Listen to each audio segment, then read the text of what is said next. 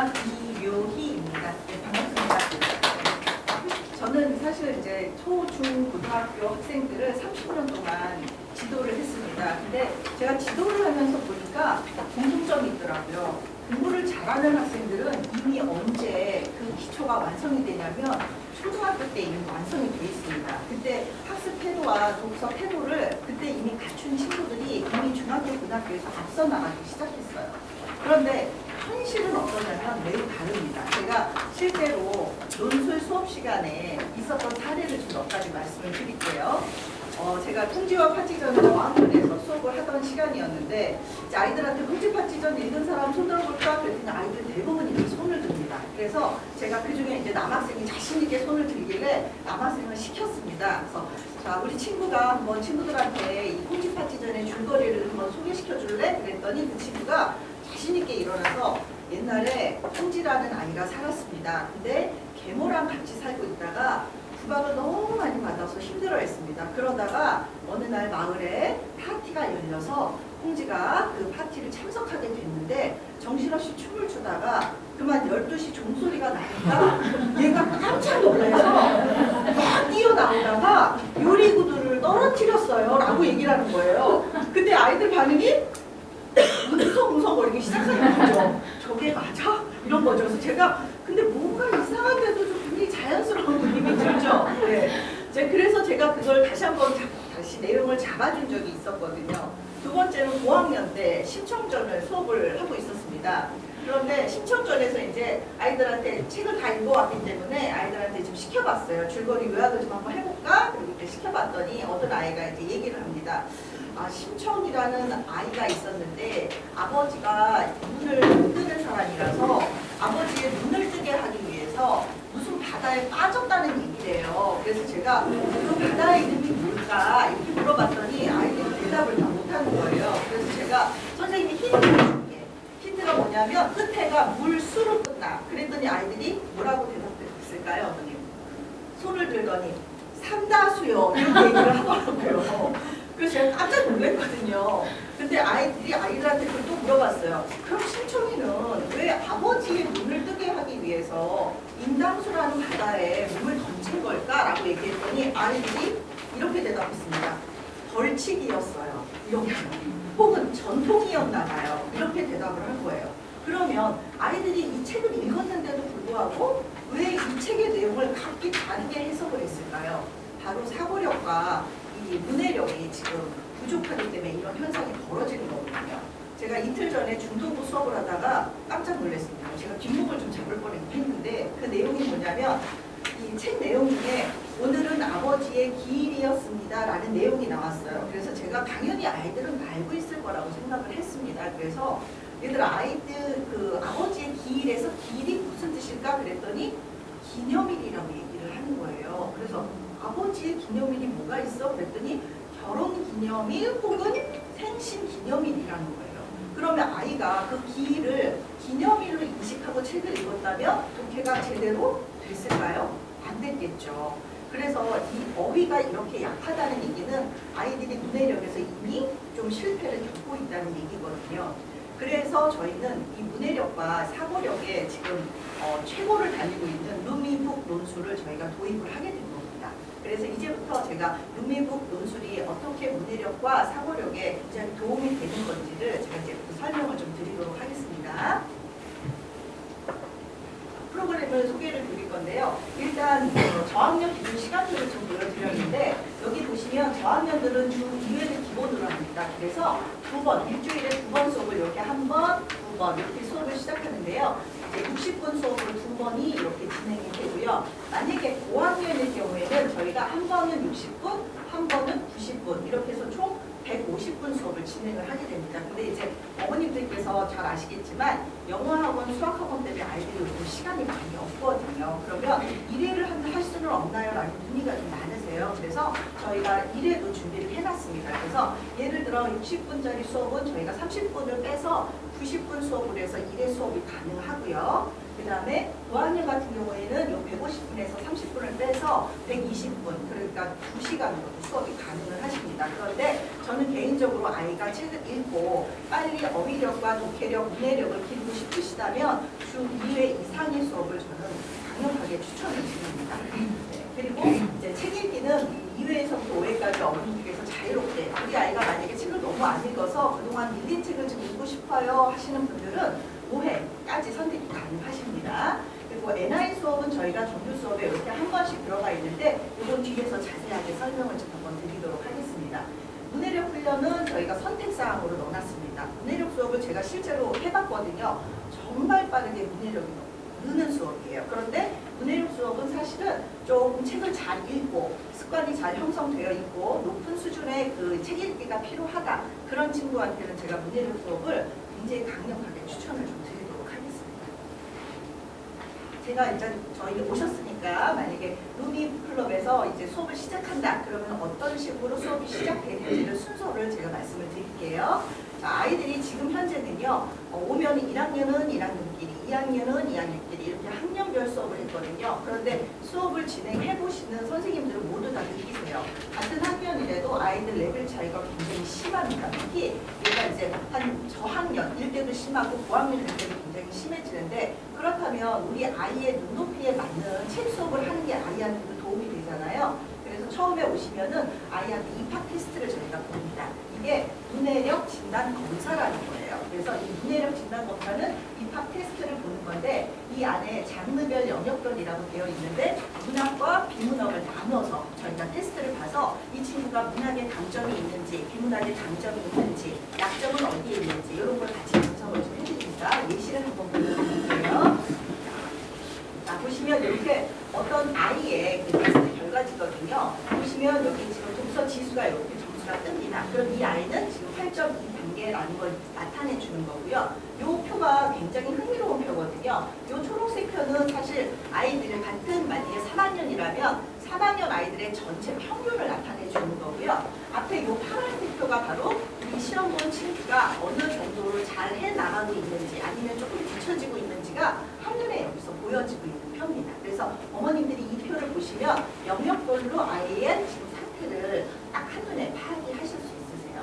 그 다음 요거는 아이의 이제 속도를 나타내는 거고요. 분당 아이가 글자 수를 어떻게 읽고 있는지 유독 그리기가 느린 친구들이 있거든요. 그러면 여기서 확인을 하실 수가 있고 우리 아이가 책을 읽어 나가면서 어떤 부분에서는 빨리 읽고 어떤 부분에서는 천천히 읽으면서 이해도가 어느 정도가 되는지를 한눈에 파악하실 수 있으세요. 그래서 이런 그 자료를 바탕으로 해서 이 상세 분석을 해드려요. 이 아이가 어디서 틀렸고요, 어디서 맞췄습니다 라는 게 나오면 AI가 저희가 이제 개인이 하는 게 아니라 AI가 이 아이의 자료를 분석해서 이 아이의 레벨에 맞는 추천 도서를 이렇게 쫙 그러니까 문학 부분, 비문학 부분, 역사 부분을 모두 다 이렇게 세팅을 해줍니다. 그래서 아이의 눈높이에 맞게끔 이 책을 읽게 되는 거예요. 자, 이렇게 해서 아이한테 이렇게 맞춤 도서가 지정이 되거든요. 그럼 맞춤 도서는 어떤 기준으로 이게 지정이 됐냐면 보시면 교과에 수록된 도서는 당연히 들어가게 되고요. 교과 연계 도서, 그다음에 초등학생의 필수 도서까지가 저희가 다 연계가 되는데 예를 들어서 보여드리면 이렇게 3학년 교과서 같은 경우 4학년 교과서에 이런 작품들이 지금 밑줄이 더 있죠. 이런 것들이 저희 필독서에 들어가 있다라고 생각을 해주시면 됩니다. 그래서 총 2,400권 정도를 아이가 읽게 되는 겁니다. 그 다음으로는 이제 아이가 수업을 이제 진행을 할 겁니다. 수업을 진행하면 책을 읽는데 이제 어머님들께서 책을 읽을 때 패드로 읽는 걸 되게 안 좋아하세요. 왜냐하면 패드로 읽다가 딴 생각을 하거나 아이가 집중을 못할 것 같고 아니면 다른 또 걸 타고 들어가서 다른 걸 할까봐 되게 싫어하시는데 그래서 저는 이 루미프 클럽이 굉장히 자랑스러운 게 뭐냐면 종이책으로 책을 읽게 합니다. 그래서 저희는 책이 다 구비되어 있기 때문에 아이는 그냥 와서 선생님이 그날 지정해준 AI가 지정해준 맞춤 도서를 읽기만 하면 됩니다. 그러면 그걸 책을 읽게 되는데 읽고 나서 아이가 제대로 읽었는지가 어머님들 항상 궁금하시잖아요. 그래서 그 제대로 읽었는지를 파악해 주는 게 바로 독서 진단이에요. 그래서 독서 퀴즈를 이 패드로 해서 10문제를 보게 됩니다. 10개에서 15개를 그 자리에서 보게 되고요. 이 독서 퀴즈 점수는 어머님한테 바로 문자로 전송이 됩니다. 그리고 나서 이렇게 OX 퀴즈 하는데 아이들이 이 OX 퀴즈 굉장히 재밌어합니다. 왜 그럴까요? 퀴즈가 보통 굉장히 게임 같거든요. OX 퀴즈가 빠른 시간 내에 빨리빨리 들어가야 되기 때문에 아이들이 이거 굉장히 즐기면서 합니다. 두 번째는 낱말 퀴즈인데 이게 저희가 옛날에 가로 세로 퀴즈라고 풀었던 거 있죠? 네. 그거를 가로 세로 퀴즈 나만 퀴즈를 내서 아이들한테 거기 책 속에 나와 있는 어휘를 모두 내 것으로 만드는 역할을 지금 이 독서 진단표를 통해서 지금 아이들한테 수행을 하게 하는 거죠. 여기까지는 타사의 다른 시스템형 논술과 거의 비슷합니다. 그런데 제가 너무 이 논의북 논술을 굉장히 좋아하는 이유가 바로 여기 있거든요. 타사에서는 여기서 끝 하거든요. 그런데 이 논의북은요, 이 독서에서 이게 필요하다는 것을 분명히 인지하고 있습니다. 그래서 끝이 난 다음에 바로 패드를 정리하고 그 다음에 저희가 이렇게 독후 활동지를 준비를 해놨습니다. 그래서 여기 보시는 것처럼 8장에서 9장 정도의 독서 활동지를 가지고 아이가 실제로 자기가 손으로 글씨를 쓰면서 이 문제를 다시 한번 풀어볼 수 있게끔 하는 거거든요. 그래서 여기서 보시면 어휘력도 연습 훈련이 되고요. 사실적으로 내용을 잘 이해했는지 그 부분이 들어가게 되고요. 추론 들어가고 토론 들어가고요. 맨 끝에 글쓰기까지 들어갑니다. 근데 글쓰기는 저희가 AI로 첨삭하지 않습니다. 저희는 어머님들이 궁금하시게끔 이렇게 우리 아이가 잘 쓰고 있는지, 생각이 제대로 전개되고 있는지가 궁금하시잖아요. 혹은 맞춤법이나 띄어쓰기도 봐주고 있는지 이것도 궁금하시잖아요. 그래서 그거를 저희가 원고지에다가 하나하나 다 첨삭을 따로 해드릴 거예요. 제가 이거를 예시로 한번 보여드릴게요. 이건 저학년용 저희가 활동지거든요. 이렇게 보시면 이 구름빵이라는 게 책을 읽었습니다. 그러면 저희가 어떤 활동을 하냐면 첫 번째 이렇게 어휘를 저희가 활동을 하는데 아이가 책을 읽고 나서 어휘를 이해하지 못하면 그 책 속의 내용을 이해했다라고 힘들거든요. 그래서 책 속에 나와 있는 모든 어휘들을 이렇게 다양한 유형으로 문제풀이를 시켜서 아이가 이걸 제대로 이해했는지 반드시 확인합니다. 만약에 틀렸을 경우에는 선생님이 그 문제를 구두로 다시 한번 또 확인을 하십니다. 여기도 마찬가지로 여기는 사실적 이해 내용이고요. 얘가 이 내용을 잘 읽었는지를 자기 손으로 한 번씩 풀어보게끔 만드는 거죠. 여기도 마찬가지입니다. 네, 그다음 아이들이 좋아하는 미로 게임입니다. 미로 게임을 통해서 아이들이 내용을 확인을 잘 하면서 OX를 잘 따라가서 결과지에 잘 도착하는지 이걸 하는데 아이들이 이거 되게 좋아하는 활동입니다. 그리고 나서 이제 저학년이기 때문에 여기서는 글쓰기가 들어가는데 상상하는 글쓰기를 이제 저학년이다 보니까 어떨 때는 글로 쓰기도 하고요. 이렇게 저희가 그림을 그려서 아이들의 흥미를 유발하기도 합니다. 네, 이게 사실은요, 이런 유형이 아이들이 학교에서 나오는 시험 유형이거든요. 이거 하나만 어머니 자세히 볼까요? 구름빵을 만드는 순서에 따라 과정에 따라서 번호를 매기래요. 이게 사실 학교에서 이런 식의 문제가 많이 나오는데 아이들이 이걸 풀면요, 거의 10명 중에 8명은 틀립니다. 왜 그러냐면 책을 읽으면서 이 순서를 기억하면서 읽는 아이들이 거의 없거든요. 그래서 이런 연습을 통해서 학교 교과전에 나오는 시험 문제에 대비할 수 있는 그런 연습을 하게 되는 거고요. 이제 여기서 자신의 생각과 느낌을 글로 써봅니다 해서 저희는 이제 이렇게 원고지 여기가 이렇게 표가 있지만 저희는 따로 원고지를 줘서 아이들한테 원고지 사용법도 익히게 하고 거기다가 저희가 형식 첨삭을 해드릴 겁니다.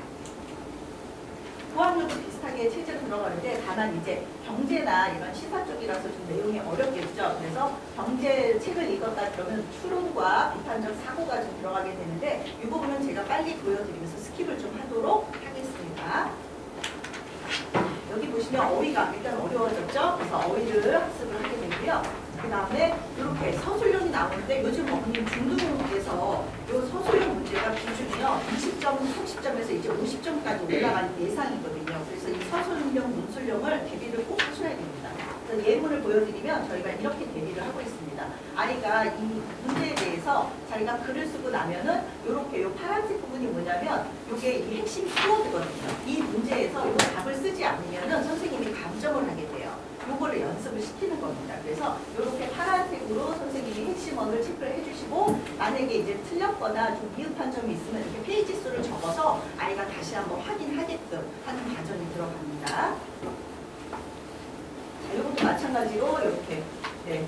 자, 고학년법은 뭐가 차이점이 있냐면요. 이렇게 자기가 대체제와 보완제가 무엇인가 책을 읽고 나서 비교, 대조하는 걸 자기가 쓸 수 있어야 되고요. 두 번째는 이제 토론이 많아졌거든요. 수행평가 비중이 높아지면서 토론이 많아졌기 때문에 토론의 연습을 여기서 같이 하게 됩니다. 그리고 글쓰기가 같이 나오게 되고요.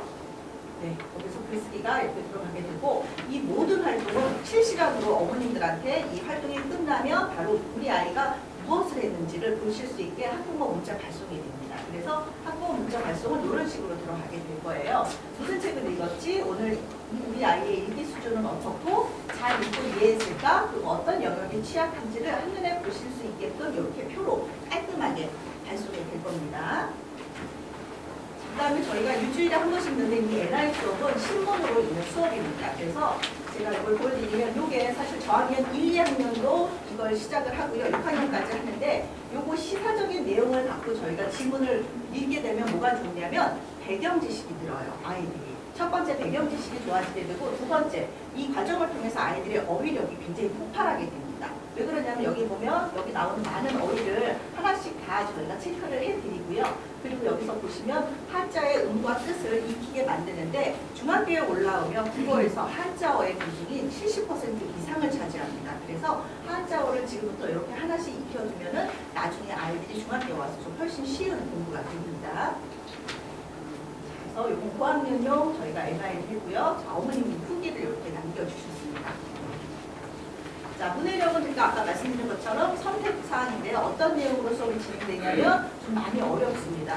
책을 읽고 나서 아이한테 이렇게 그 서술형으로 내주게 되면 아이가 거기에 대해서 답을 쓰게 되는 거고 놓친 답에 대해서는 선생님이 페이지 수를 알려줘서 아이가 다시 그 부분을 찾아서 내가 무엇을 놓쳤는지를 다시 쓰게 하는 과정이 들어가게 됩니다. 네, 한국사랑 세계사는 지금 초등학교 5학년, 6학년부터 이미 교과 과정에 들어가 있고요. 그 다음에 수능에 필수 과목으로 자리 잡은 건 아실 거예요. 고등학교 때도 한국사하고 세계사가 들어가거든요.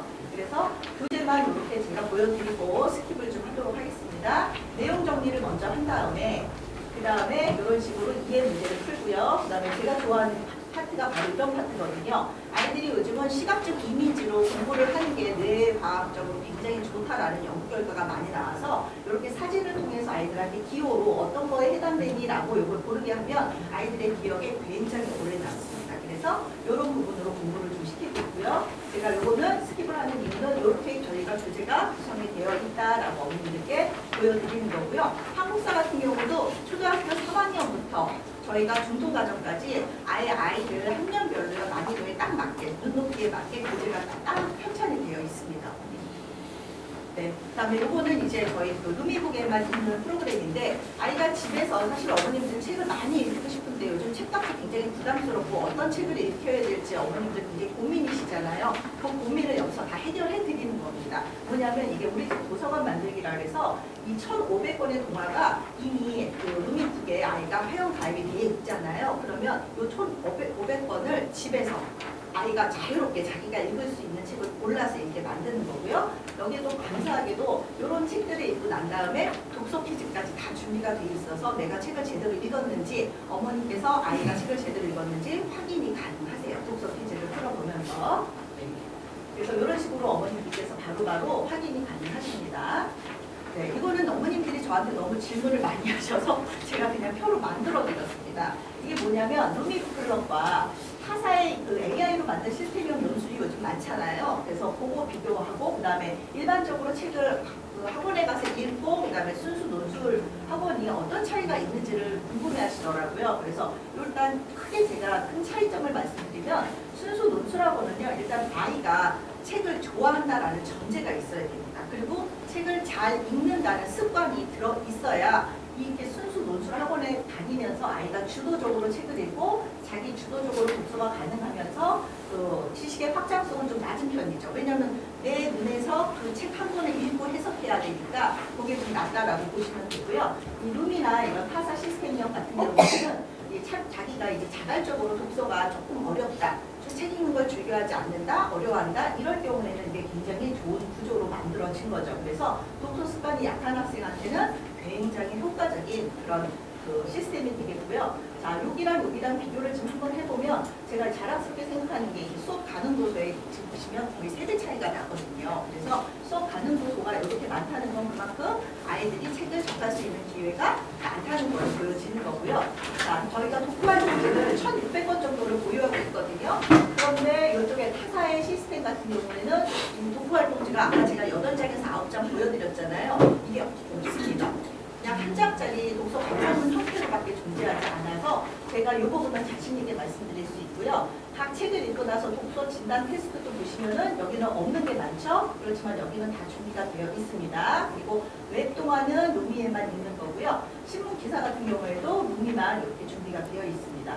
독해력 교재가 굉장히 아주 충실하게 잘 나와 있고요. 한국사도 지금 그 시리즈물 중에서 아이가 좋아하는 책으로 선택할 수 있는 여지가 많습니다. 세계사도 저희는 있고 이쪽에는 없는 게 보이시죠? 문해력은 어머님 저는 강추를 드려요. 사실 아이가 책을 조금 읽고 좋아한다 그러면은 이 문해력을 계속 시키시면은 나중에 수능 갈 때 수능에서 굉장히 비문학에서 도움을 많이 받으실 거예요.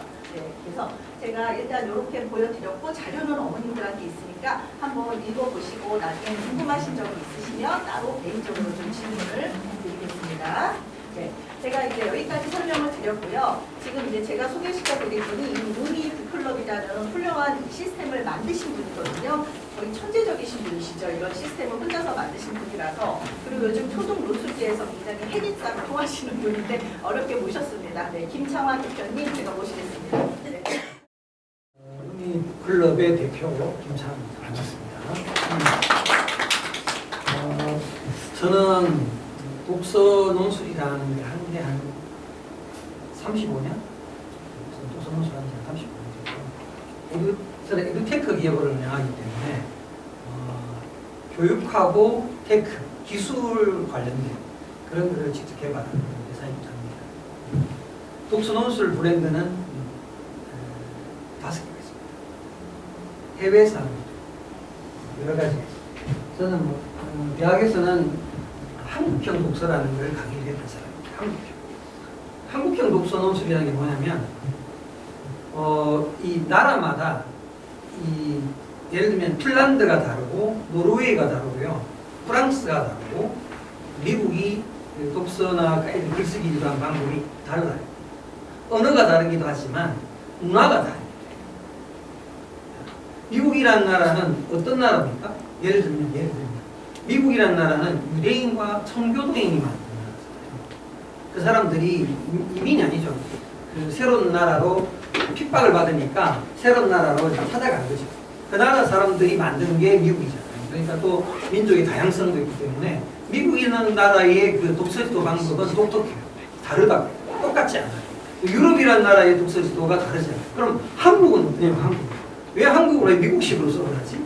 한국은 문화가 다르고. 한국 아이들이 뭐라고 생각하는지 아세요? 독서는. 한국 아이들은 독서를 뭐라 생각하는지 아세요? 한국 아이들은 독서를 공부라 생각합니다. 미국 아이들은 독서를 공부라고 생각하지 않습니다. 한국 아이들은 그냥 엄마가 독서에 이런 말은 공부에 이런 말로 애들이 들어요. 그러니까 전혀 문화가 다른 거예요. 무슨 말인지 이해되시죠? 그러니까 이 도서관이라는 게 공공도서관을 말하자면은 핀란드 같은 나라들이 한 2,500명당 한 개씩 도서관을 갖고 있는데 한국은 100만 명당 한 개씩 갖고 있죠. 물론 온라인이 많이 보급이 되면서 이제 보급이 되면서 이게 문화가 좀 바뀌었을 때문에 이게 유럽은 도서관이라는 문화는 우리나라의 주민센터처럼 모이는 공간으로 생각을 하는데 우리나라는 그렇게 생각하지 않죠. 그냥 책 읽는 공간이라는 그런 생각이기 때문에 나라마다 독서하는 문화가 다르고 사실 굉장히 중요해요. 그러니까 우리가 자라나면서 부모님들에게 예의를 다하는 그런 문화가 있듯이 유럽이나 미국 같은 나라는 특히 심했던 게 특히 유대인 같은 경우에는 독서는 생활이라 생각해요. 그리고 성경을 외우는 것은 의무다. 그러니까 내가 살아가면서 이걸 안 하고는 살 수 없다. 이런 인식들이 있어요. 그런 인식들이 있기 때문에 굉장히 문화가 다르다. 특히 유대인은 아주 심하게 다르죠. 성인식 하는데 성경을 못 외웠다. 돈을 안 주죠. 유대인들이 성경 외우고 나면은 성인식을 하는데 돈을 얼마나 주는지 아세요? 평균적으로 친척들이 돈 엄마가 돈을 주거든요. 최하가 5천만 원 정도. 많으면 좀 부잣집은 보통 한 5억씩 정도 모아서 아이들이 주는데 애들이 그걸 가지고 주식이나 투자를 해요. 그러니까 어릴 때부터 자기들이 너무 돈이 크면 부모님이 맡아놓게 되는데 적은 돈을 맡겨서 아이들이 주식 투자를 할 수 있도록 경제 공부를 할 수 있도록 애들이 캠프를 가면은 이번에 주식을 어떻게 투자할지 발표한다. 수학기 2학년 그러니까 그런 전혀 우리나라와는 상상도 못하는 우리 아이들이 5천만 원 가지고 이렇게 투자하는 걸 부모님 용납하겠습니까? 요즘 참전 주식 많이 올랐다고 굉장히 기뻐하는 분들 많은데 투자 안 하신 분들은 회전도 안 좋은 분들은 투자 안 하시는 거예요. 이게 무슨 말이냐면은 문화가 다른 거죠. 그러니까 저는 이런 거 만들는 사람. 아이들이 애들이 어떤 단어를 어려워하죠? 애들이 어떤 단어를 어려워하죠? 영어를 읽었는데 어떤 단어를 어려워할까? 몰라서 헤매는 게 어떤 표정일까? 이런 거를 제가 연구하면서 실제로도 가능합니다. 카메라만 좋으면, 그러니까 노트북 같은 거로는 좀 약하고 카메라만 좀 좋은 걸 갈아 끼우면 명확하게 아이들이 어려워하는 단어를 찾아낼 수 있어요. 그리고 어떤 문제가 있는지, 그리고 화면을 안 보고 옆에 몇 번 쳐다보는지, 집중 안 하고 딴 생각하고 있는지, 이거를 눈동자를 속이지 명확하게 알 수가 있는데, 제가 이거를 10년 이상 했고요. 요거는 PC 카메라를 한 거고, 요거는 제가 지금 가지고 있는 제 스마트폰으로 찍는 거예요. 스마트폰으로 찍는 게 그냥 일반 카메라 이런 것들도 제가 연구하고 있고요. 요거는 최근에 지금 화면이 잘 안 좋은데, 요거는 논문을 작성합니다. 논문에서 제 직원들하고 같이 발표를 눈동자가 어떻게 움직이지? 이런 현상들. 집중하는 아이들은 어떤 현상이 나타나지? 책을 읽을 때 가장 정확하게 읽는 패턴은 뭐지? 이재명 대통령이 그런 이야기를 하잖아요. 하루 종일 공부했다 그러는데 그거 다 소용없고 실제로 공부한 시간을 하루에 8시간 했느냐. 그러니까 순수하게 공부한 시간이, 내가 딴 생각한 거 말고 내가 순수하게 공부한 시간을, 공부법에 원래 그런 거 있잖아요. 실제로 공부한 시간을 찾아내는 시간. 자기가 조사를 했더니 하루 종일 공부를 했는데 실제로 딱 집중해서 공부한 시간 8시간 넘기가 굉장히 어렵다. 8시간을. 딴 생각을 많이 하는 거예요, 전부 다. 그래서 실제로 8시간만 공부했고, 물론 머리도 좋았겠죠. 그래서 실제로 공부한 시간이 중요하더라고요. 이런 얘기를 많이 하는데. 저희에서는 이제 특허를 7개 갖고, 채로는 12개 했습니다. 그래서 많이 했습니다. 이거는 패스.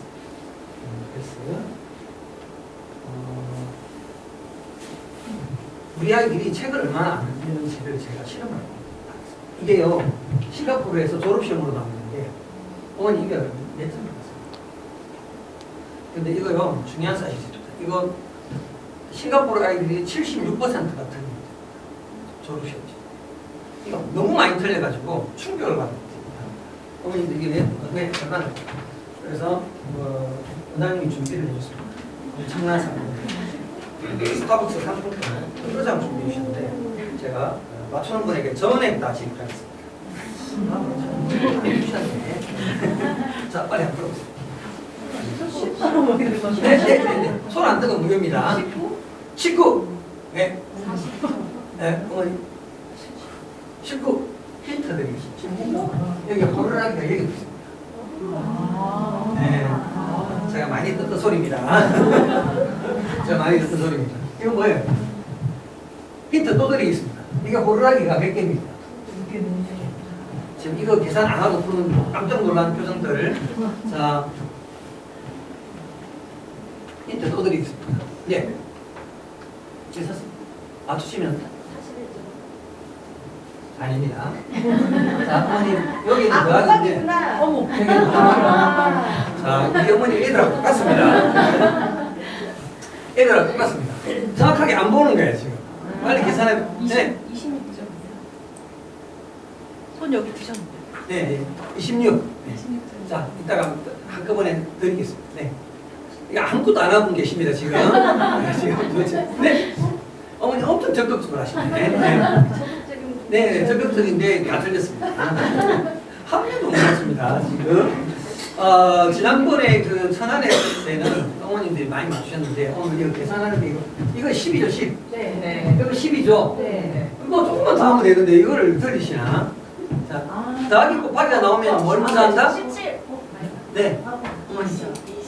예, 표정들이 별로 안 좋은 오늘 얘기. 원장님이 오늘 표정들이 별로 안 좋아요. 17. 아, 아깝다. 이제 드리고 싶어서 그래요. 빨리 손드세요. 막 그냥 막 찍어요. 마구 찍어 그냥. 19 막 16.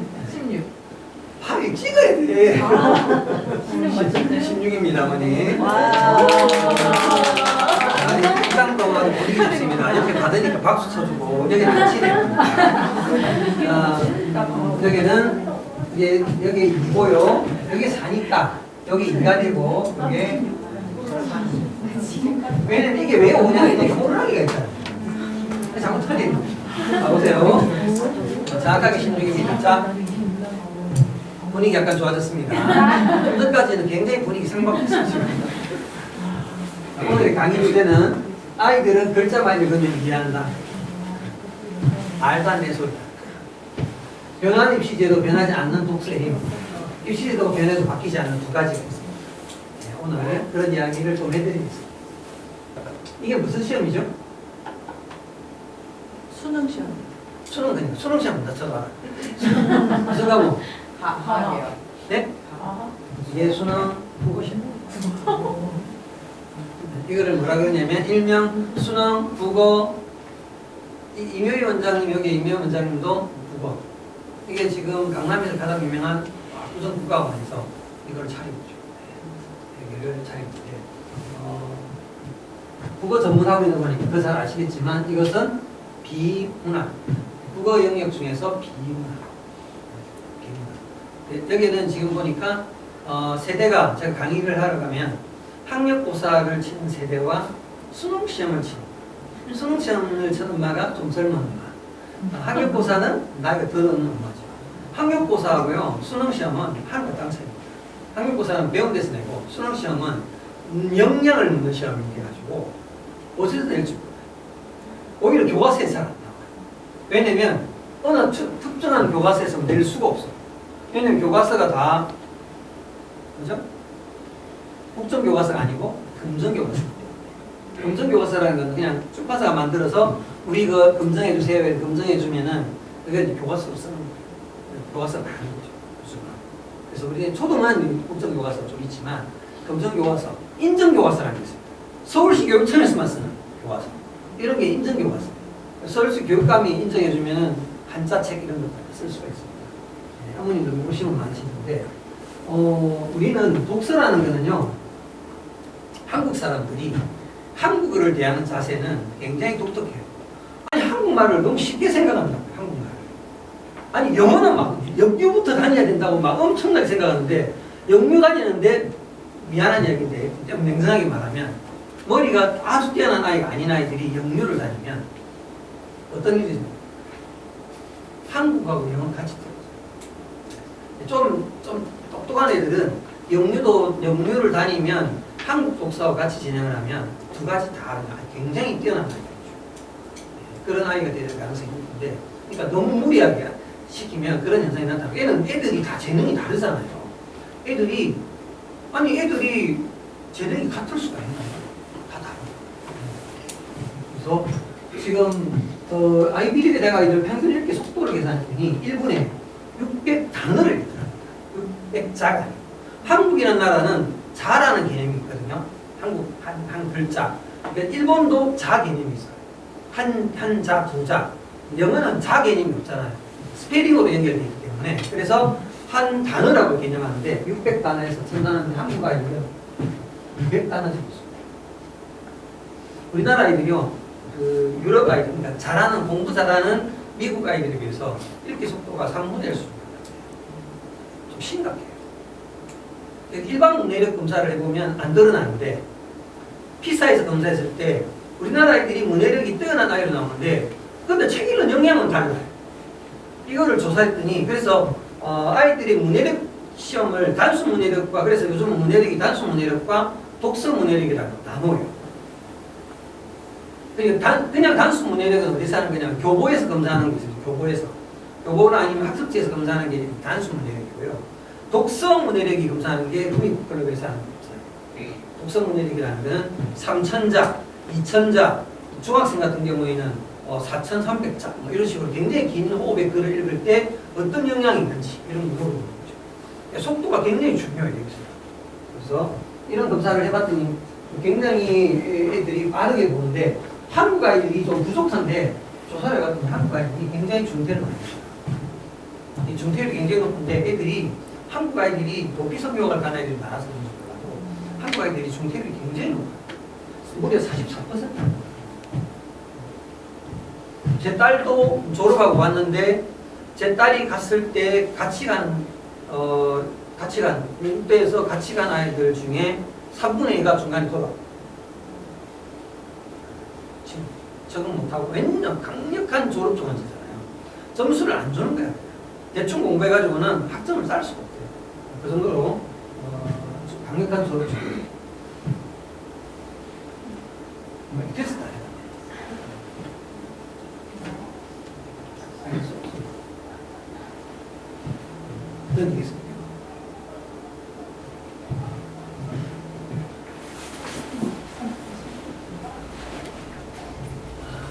수업이 안 나는 정렬로 연결했어요.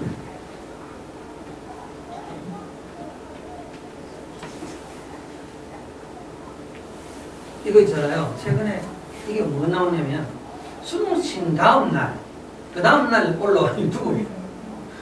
수능 친 그 다음 날 이거를 갖고 가서 애들에게 실제로 수능 시험, 국어 시험 쳐본 거예요. 그랬더니 초딩이 9개 중에서 7개를 맞추는 아이가 나타나요.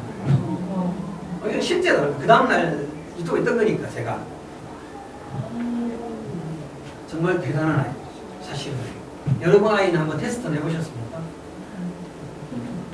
지금 제가 이제 저는 회사도 운영하지만 제가 잠실에서 실제로 이 독서논술을 운영을 합니다. 제가 진짜로 운영도 하는데 요즘 분위기가 중학교 1학년 올라가서 이제 잠실 분위기입니다. 중학교 1학년 올라가서 영어 시험 쳤는데 수능 영어 쳤는데 70점 나온다.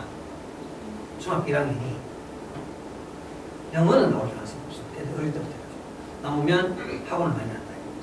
요즘 영수학원 중에 영어학원이 중고등부 영어학원이 어려워요. 진짜. 특히 수준 높은 거예요. 대치동 이런 데 진짜 영수학원 중에 수학은 괜찮은데 영어가 좀 어려워요. 학원들. 초딩은 괜찮아요. 근데 영어학원들이 내신 중심으로 하는 학원 빼놓고는 수능을 대비하는 학원들이 굉장히 어려워졌어요. 애들 많이 안다. 왜냐면 절대평가가 바뀌면서. 그래서 세상이 많이 바뀌었다. 이런 시험들이 여러분 이건 아세요? 수능 비문학 같은 경우는 옛날에 국어 선생님들 중에도 문학은 굉장히 자신 있었는데 비문학이 나오면서부터는 이 국어 선생님들이 어려워해요. 이유가 뭔지 아세요? 비문학은 그 통합사회, 통합과학에 나오는 내용들 중에 비문학하고만 70%가 배우죠. 무슨 말인지 아시겠죠? 국어만 하시던 분들이 갑자기 비문학 쪽으로 넘으면 이거 통합사회하고 통합과학하고 연결되기 너무 많은 거예요. 지금 현재 한 60, 70% 정도가 겹치는 거죠. 그래서 굉장히 공부를 많이 해요. 특히 국어생님 어려워하죠. 국어생님들조차도 어려워하는 게 비문학이다. 왜? 내용이 너무 다양하니까. 국어생님들이 주로 보던 책이 아니에요. 그래서 비문학 그것 때문에 뭐 윤석열 정부 있을 때도 굉장히 말 많았어요, 사실. 말 많았죠. 근데 이런 수능 시험이요, 어떠냐면은 80분에 45문제를 풀어야 되는데 실제로 아이들하고 언어를 해보면 마킹하는 거 나오고, 근데 45분당 생각하는 시간이 한 45분. 그러니까 한 문제당 생각하는 게 한 1분은 된다. 여러분 1분도 굉장히 짧은 시간이에요, 사실 수능에서. 근데 실제로 지문을 읽을 수 있는 시간이 30분밖에 안 돼요. 자세히 읽고. 아, 이거 원장님 이거 있잖아요. 원장 어머님하고 같이 테스트 한번 해봤어요. 다 못 풀더라고요. 한번 보여라 드려야 되는데, 자, 수능 국어 영역 총 글자 수가 약 25,000자에서 29,000자이기 때문에 1분당 읽을 수 있는 글자 수가 적어도, 그래서 여러분들 자녀들을 레벨 테스트 좀 해봐야 돼요. 레벨 테스트를 해보면 우리 아이들 도대체 몇 자이지? 우리 아이가 한 800자를 중학생, 중3이면 지금 몇 년 안 남았잖아요. 몇 년 안 남았는데 800자나 1000자를 한가? 이거는 굉장히 중요한 것입니다. 네, 그러면 잘 알아보세요. 아이들이 글을 읽을 때 어떤 현상이 나타나는지. 아까 우리 이미 원장님 아까 설명드렸는데, 그거 가지고는 너무 아까 막 여러 가지가 있으니까 잘 모르셨는데, 애들이 요게 초등학교 4학년일 겁니다. 4학년. 잘 보세요. 17페이지, 1페이지에서 17페이지까지 글을 읽는데 애가 1분에 271자를 봅니다. 이거를 단어수로 계산하면 뭐죠? 80단어.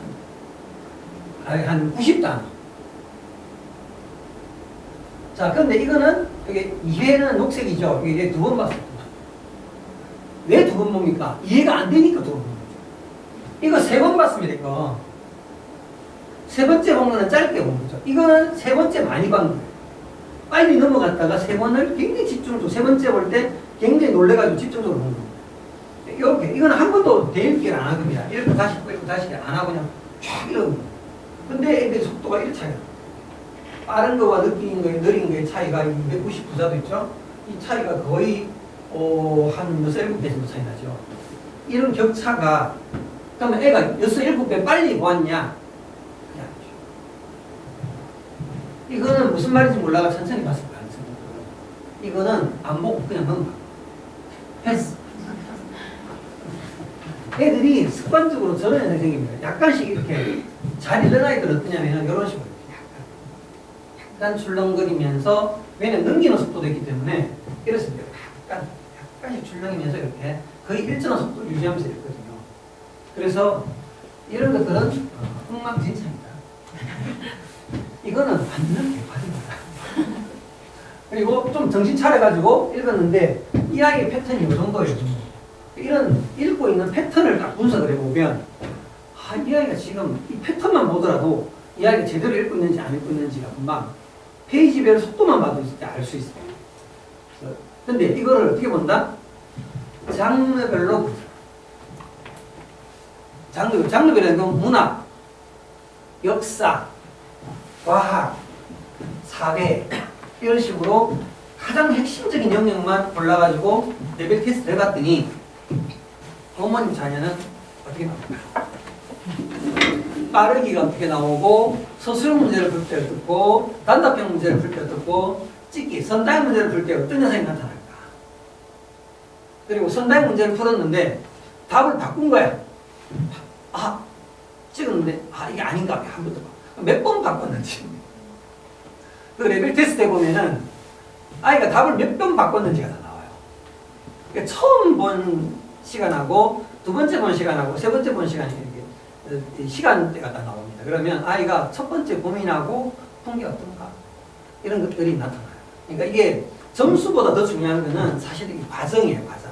아이가 이 문제를, 이런 글을 대하는 자세가 어떤 건지, 그리고 문제를 풀 때 어떤 고민을 했는지, 아니면은 몰라가지고 달달 떨고 있었는지, 여러분 이런 거 제가 이야기해드리고 싶습니다.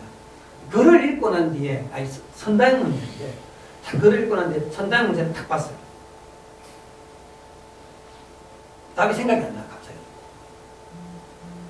선다형 문제를 푸는데 답이 생각이 안 났어요. 갑자기 불현듯 생각이 날 가능성이 몇 %가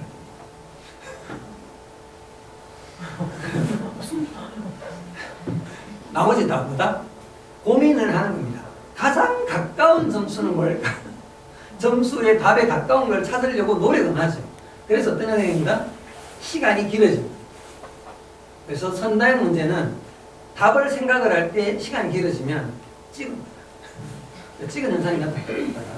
제가 이렇게 두 번은 안 봤는데 이거는 두 번 봤네요. 이거는 맨 마지막에 이 페이지가 자기에게, 이런 현상들은 이 페이지가 자기에게 굉장히 어려운 현상이 나타납니다. 그리고 들쭉날쭉하죠. 그러니까 이거는 아이가 자신감 없고 내용을 잘 알았는지 자신감 없든지 둘 중에 하나예요. 지금 현재 이런 식으로 애들이 이런 현상이 나타나는 것은 그립기가 안정이 안 된 거예요. 여러분들도 글을 읽었는데 굉장히 재밌는 글이야, 잡지에. 내가 굉장히 관심 있는 글이면 속도가요, 일정합니다. 근데 내가 모르는 게 나오면 어떻게 되는지 아세요? 읽다가 빨리 뛰어넘고, 읽다가 뛰어넘고, 이러기 때문에 이런 현상이 나타납니다. 아이들도 생각 한번 해보세요. 어머님, 안 읽고 읽는 게 무슨 소리냐면, 읽지 않고 넘어간 거는 독서를 안 한 거잖아요. 근데 우리 아이가 안 하고 있는지, 하고 있는지조차 이해를 못 하고 있으면은, 어머님이 아이들, 우리 선생님들도 마찬가지예요. 독서 지도라는 게 의미가 없어요, 사실. 막 설명해봐야 필요가 없어요. 왜냐면 지가 모르는 내용이기 때문에. 설명하면은 차라리 자기 수준에 맞는 책을 찾아서 읽습니다. 그래서 어떻게 한다? 독서는 내 수준에 맞는 장르가 따로 있어요. 내가 과학 다르고 사회 다르고 문학 다른 거예요. 그러면 문학은 좀 괜찮아. 그러면 한 단계 높이고. 과학이 떨어져. 과학 너무 어려워해 아이가. 특히 여학생들 중에 과학 어려워하는 애들 꽤 많거든요. 그러면 레벨을 낮춰야 되는 거예요. 왜 자꾸 억지로 읽히냐고. 4학년 필독서 정해놓고 막 4학년 아이에게 필독서 정해놓고 읽히는 거는 매우 위험한 행위입니다. 4학년 아이에게 과학이 2학년 수준이면 2학년부터 읽게 됩니까? 4학년부터. 당연히 2학년 그렇게 됩니다. 이건 너무나 당연한 일이에요. 그런데 우리가 그렇게 안 하고 있습니다. 생각해보세요. 어머님들도 만약에 오늘 독서 모임에 했는데 내 수준보다 너무 높아 질문이. 그러면 부모님 한번 열심히 참석했는데 내 수준보다 너무 높으면 다음에 안 갑니다. 왜냐면 쪽팔립니다. 질문이 내가 감당할 수 없는 질문이 계속 나와. 아니 실제로 독서 모임 많잖아요. 네. 어른들 독서 모임 서울에는 엄청 많습니다. 네. 엄청 많아요. 독서 모임에 가면은 서울시에서 책을 지원해 줍니까? 안 줍니까? 지원을 해줍니다. 박원순 시장 있을 때 보통 한 3,000개 단체가 지원했었어요. 수억씩 지원했었어요. 책을 모임을 유지하면은 그냥 책을 다 지원해줘요. 원하는 책들 공짜로. 출판사들이 엄청 좋아했어요. 지원해줬는데 독서 모임에 갔는데 레벨이 있어. 자기 수준에 안 맞으면은 못 따요. 진짜. 그게 뭐냐면 독서도 다 레벨이 과학적인 인문학적 요소나 이런 것들이 서로 토론할 수 있는 레벨이 돼야 되거든요. 특히 사회나 철학에 관련된 것들은 진짜 자기 수준에 맞아야 됩니다. 안 맞으면 괴롭고. 애들도 마찬가지예요. 자기 레벨이 진짜 중요합니다. 그래서 이거를 딱 맞춤. 장르별 딱 맞춤. 그러니까 장르별 검사를 해야 딱 맞춤을 할 거 아닙니까? 루미 북클럽에서 유일하게 장르별 검사를 합니다. 우리 한국에 다 들어가지고 장르별 검사를 하는 곳 자체가 없습니다. 루미는 검사를 몇 가지 한다? 5개 장르를 검사를 해가지고 하나하나 다 이야기의 영향이 어느 정도 있다고 보여드릴 겁니다. 자, 그런데 다 알겠어 그래. 읽고 있는데 이 사람들의 공통점이 뭐죠? 탐 크루즈는 다 알고 있죠. 이 사람은 뭐죠? 스티븐 스필버그. 이 사람은 또 유명한 에디슨입니다. 이 사람들의 공통점이 뭐냐면 다 읽죠. 글을 읽는데 문제가 있는 사람. 글이 잘 안 읽어지는 사람. 스티븐 스필버그 말고 탐 크루즈는 그 매니저가 대본을 막 읽어줘. 조다란이라는 사람이 우리나라에 조다란 사람이 배우잖아요. 조다란. 글을 읽는데 굉장히 어려움이 있으니까 글을 통째로 외우는데 굉장히 익숙해요. 그냥 무조건 외우면 돼요. 전 대본 전체를 그냥 리딩하러 가도 전체 대본을 외워서 와서 리딩하는 거예요. 글 읽는 게 너무 힘들어서. 그 정도로 글 읽는 것 자체가 내용을 이해를 못하는 게 아니고 너무 멀쩡한데 글 읽는 것 자체가 힘들어요. 그러니까 정보가 내 머릿속까지 잘 안 오는 거예요. 상호는 잘 보이는데 글만 잘 안 보여요.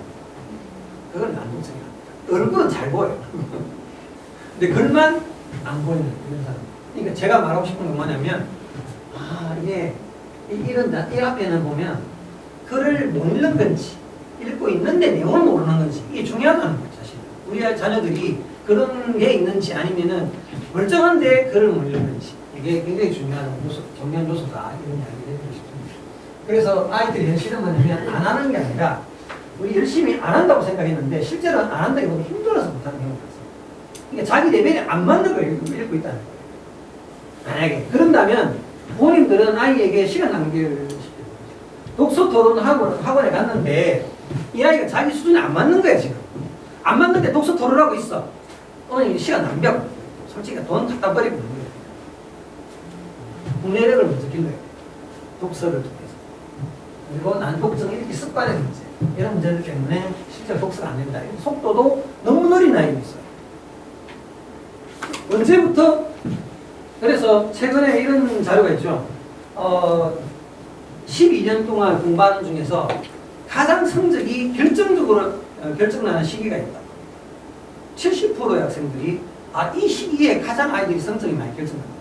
한번 결정이 나고 나면 그리부터는 성적이 끝까지 가더라고요. 고3까지. 몇 학년일까요? 가장 중요한 학년이 있습니다. 애들마다 조금씩 다르지만 한 70%가 그때 성적이 결정납니다. 어머니 좀 맞추신 분에게 마지막 포인트 드리겠습니다. 손 안 드는 분들은 자, 어머님 제일 항상 일찍 드십니다. 중일. 자, 또. 네. 중일. 또 이게 어머님 두 번째로 많이 드시는 거예요. 네. 네? 초5. 네. 초육. 이게 이제 어머님들이 굉장히 중요하게 생각하는 겁니다. 이거는 진짜로 중요한 거예요. 우리 아이가 만약에 초5부터 결정난다고 생각하면은 초5가 중요한 거예요. 초 5학년부터의 성적은 대학하고 결정적으로 이어지기 때문에 굉장히 중요한 요소입니다. 자, 어머님 또 정답이 안 나왔습니다. 자, 중3. 중3입니다. 표정이 신중하더니 마지막에 확定됐어요. 자, 중3이 중요하다는 말은 뭐냐면 초등학교 5학년, 6학년, 중1, 2까지는 공부하는 양이 생각보다 많지 않다는 거예요. 중3부터 본격적으로 양이 폭발하기 시작해요. 그러니까 이게 무슨 말이냐면 정보를 처리하는 능력이 많아지기 시작하면은 그 전까지는 시간을 늘리면, 잘 들으세요. 시간을 늘리면 성적이 유지가 됐는데 공부하는 양이 늘어나니까 내가 시간을 늘릴 수가 없는 한계에 딱 도달하는 거예요. 그러니까 내 실력이 진짜로 필요한 시점이 뭐냐면 중3부터라는 거예요. 그러니까 중3부터 성적이 결정난 아이들이 다는 아닙니다. 70% 가까이가 성적이 결정납니다. 이게 만명이라는 책에 나옵니다. 3만 명의 통계 자료를 스카이 대학 나온 아이들 답변했더니 무려 3만 명의 아이들 중에서 70%가 중3 때 결정납니다. 3만 명 중에서. 그 정도로 이거는 정확한 데이터예요. 뻥이 아닙니다. 그래서 우리 아이들을 생각을 해보면 우리 아이의 지금 5학년, 6학년 때는 실력을 키우는 게 중요하다. 정말 중3 때 많이 결정나더라. 100%는 물론 아닙니다. 5%는 아닙니다. 갑자기 고2 때 정신을 차려가 아이가 갑자기 미친듯이 성적이 수도 있다. 네. 갑자기 막 5학년, 6학년 때 전교 1등을 하더니 얘가 미친듯이 중학교 가서도 계속 1등 해가지고 하는 애들도 있더라 이 말이에요. 네. 그런 애들은 이상한 아이들이 있죠. 그런 애들 때문에 옆에 애들이 굉장히 힘들어요. 네. 그래서 미워 죽겠어. 네. 그런 애들이 아니면 중학교 1학년 때 성적 1등 하더니 끝까지 1등 하는 애들이 있어요. 미칩니다. 여러분 저 민민훈가 걔가 나와가지고 유튜브 하는 거 보셨잖아요. 수능 시험을 탁 돌아가지고 20초 만에 푸는 이런 이상한 애들 때문에 1분씩 2분씩 걸린 애들이 힘든 거예요 사실은. 암기 과목으로 그 수능 만점 맞은 놈이 그때 이렇게 유튜브에 나왔는데 만점 맞은 놈이 유튜브에서 어떻게 했습니까? 수능 국어 시험 같은 거, 수능 수학 시험 암기가 쓰지도 않아. 눈으로만 풀어가지고 딱 25초인가 만에 딱 풀었어요. 6 하려니까 전부 다 뒤집었어. 근데 걔가 수능 만점을 받았어. 야, 걔들하고 똑같이 우리 자녀들 비교하면 네, 우리 아이들은 다 그리 되지 않아요. 네. 걔는 우리도 안 되잖아. 우리도 안 되는 자꾸 우리 애들에게 그거는 로또예요, 로또. 로또입니다. 미리 말씀드리면 로또입니다. 입시제도가 변한다. 어떻게? 정권이 바뀌면 옛날에 바뀌었어요. 근데 요즘 어떻습니까? 여러분 그거 못 느끼세요? 여야가 굉장히 쟁점을 가지고 다투고 있는데도 교육제도 가지고 안 다투어요. 옛날에는 많이 다퉜거든요. 요즘 안 다툽니다. 왜 안 다투는지 아세요? 다퉈가지고 정권이 유리한 적이 한 번도 없었어요. 예를 들면은 이렇게 최근에 그 외고의 학부모들이 행정소송을 했거든요. 교육부가 이겼겠습니까? 그러니까 중3 이거는 퀴즈를 했어야 된다. 자 이게 모든 시험이 우리나라는 중3 예고제라는 게 있습니다. 3년 예고제. 표정 보니까 모르는 놈이신데, 자 우리나라 예를 들어 우리 아이가 고3이 되기 전에 우리 아이의 입시 제도는 언제 확정이 되지? 이게 중3 때 결정입니다. 사실 생각해보세요. 중3 때 결정이 나야 교과서를 만들 거 아닙니까? 교과서. 그러니까 입시 제도, 시험 치는 방식, 뭐 수능을 몇 월 달 친다, 뭐 심지어 이런 것까지도 중3 때 내가 결정합니다. 수능을 2번 치겠다, 이런 것도 다 중3 때 결정입니다. 그래서 현재 아이들이 어떻게 됩니까? 현재 고2 올라가는 아이. 현재 고2 올라간 아이들이 제일 먼저 뭡니까? 고교학점제? 그 언제 결정났습니까? 얘들 중3 때 결정났습니다. 중2 때 막 온천에 열고 난리가 났습니다. 근데 중3 때 결정이 났어요. 걔들이 작년에 고1이고 올해 고2 올라가는 거죠. 그러니까 그래서 소송을 해가지고 교육부가 이긴 적이 없어요. 왜? 중3 때 예고를 이미 했는데 이게 기바꾼 거야. 그러면 학부모들이 혼란스러우니까 행정소송을 한 거예요. 이긴 적이 없어요. 그러니까 아예 한 번 정해놓고 나면은 아예 그거 가지고 시비 안 거는 거예요. 왜냐면은 해가지고 이긴 적도 없어. 괜히 소송비만 날리니까. 내가 담당이야, 만약에 교육부의 담당인데 그런 걸 안 바꾸려는 거야. 제발 안 됩니다! 이런 거 지금 우리 공무원들이. 바꿔서 이긴 적 없습니다! 이래버리니까 절대 안 바꾸는 거예요, 지금. 한 번 정해놓고 나면 이제는 안 바꿉니다. 공무원들이 가만 안 있어요. 제발 하지 마세요. 이게 이길 수가 없는 거예요. 이미 예고를 해가지고 이미 다 땅땅땅 했는데 왜 지금 바꾸시냐고. 그래서 대한민국 입시 제도를 지금 이게 요즘 학부모들 행정소송한다 이런 말이 없는 게 뉴스에도 안 나와요. 왜 안 하니까. 그래서 한 번 예고를 한 것들은 안 바뀌는 겁니다. 그런데 며칠 전, 3주 전에 서울시 교육청에서 입시제도 2040년까지를 발표했습니다. 혹시 보셨습니까? 현재 5살까지 다 발표했습니다. 어머님들 관심 없으시군요. 제가 이따가 보여드리겠습니다. 이제 한 번 발표하고 나면은 특별한 일이 아니면 못 바꿀 거예요. 그게 발표가 됐습니다. 네, 이따가 보여드리겠습니다. 그냥 캡처한 자료입니다. 이게 원장님이 말씀하시면 다 드릴 거예요. 14페이지인가 15페이지가 있어요. PDF로. 아니 교육청 들어가면 입시 제도 안에 보도자료가 딱 있는데 지금 교육청부터 다 발표하고 있습니다. 근데 2028년도 역대급 변화. 2028년도 바로 현재 중2 올라갑니다. 대상입니다. 그 밑에 아이들은 다 해당하는데 어머님 아이가 지금 고2 안 올라가면 다 해당되는 사람. 뭐 그냥 다 무조건 해당된다 이렇게 보시면 됩니다. 28년도 제도 수능 선택 과목을 폐지했습니다. 여러분 자녀들이 만약에 현재 고2, 고3 올라간 애가 아니면 다 해당합니다. 지금 잘 들으십시오. 선택 과목 폐지했습니다. 논술형 확대, 과목별 성취도 표준화, 성취도가 채점하는 방식 이미 발표했어요. 그럼 제가 정리해드립니다. 자, 논술형 서술 평가를 어떻게 하냐? 학부모 운영위원회에서 결정하도록 되어 있어요. 큰 테두리는 교육부에서 정했지만은, 근데 우리 동네는 수준이 높기 때문에 다 서술형 논술을 하겠어. 이러면 하는 학부모 운영위원회에서. 분당이 그러니까 영어를 몇 년 전부터 영어를 그냥 영어로만 시험 치는 학교가 있어요. 분당에. 우리 학교는 그런 정도는 해야 돼. 그래가지고 시험 치는 학교가 있어요. 교장이 마음대로 못합니다. 초등학교는 교장선생님이 이니시인데 중학교, 고등학교는 운영위원회가 굉장히 막강합니다. 그렇기 때문에 운영위원회에서 그냥 이렇게 하자 이러면 그냥 하는 거예요. 교장이 힘이 없어요. 교장이 나라에서 정한 방침이나 이런 건 설명해 주겠지만 좀 유도를 할 가능성은 있겠지만 학부모들이 반대하면 그냥 무조건 안 되는 거예요. 사실. 그래서 이렇게 됐다. 그래서 2028년도 수능은 어떻게 된다? 이렇게 된다. 합법과 작문과 언어 매체를 통합한다. 자, 사회 과목 9개 과목을 전부 통합한다.